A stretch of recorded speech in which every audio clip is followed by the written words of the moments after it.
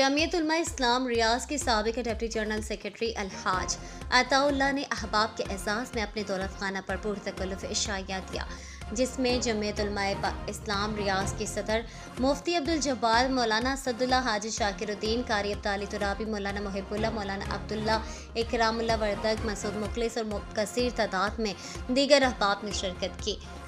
पाकिस्तान में 8 फरवरी को इलेक्शन के ऐलान और मुल्क भर खुसूसन बलोचिस्तान और खैबर पख्तूनख्वा में मौसमी सूरत हाल, सर्दी में इलेक्शन और इसके नताइज, इलेक्शन में ओवरसीज़ अहबाब, सोशल मीडिया के किरदार पर गुफ्तगू हुई।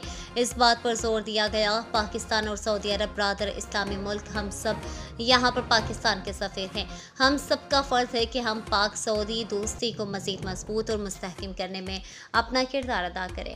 खुसूसन सोशल मीडिया पर हम दोनों मुल्कों को मज़ीद करीब लाए और हर इस शख्स और काम की हौसला शिकनी की जाए जो पाकिस्तान की बदनामी और सऊदी मुआशरे के ख़िलाफ़ हो। सिंध में अमन मार्च और आखिर में कामयाब तूफ़ान अक्सा कॉन्फ्रेंस पर सिंध जमात और अवाम को मुबारकबाद और खराज तहसीन पेश की गई। रियाज शहर में तमाम अहबाब को साथ चलने और इसके लिए हर मुमकिन जद्दोजहद और इक़दाम पर इत्तेफाक किया गया। रियाज शहर में जितने भी अहबाब हैं इनके साथ राब्ते भी करेंगे और साथ भी चलेंगे।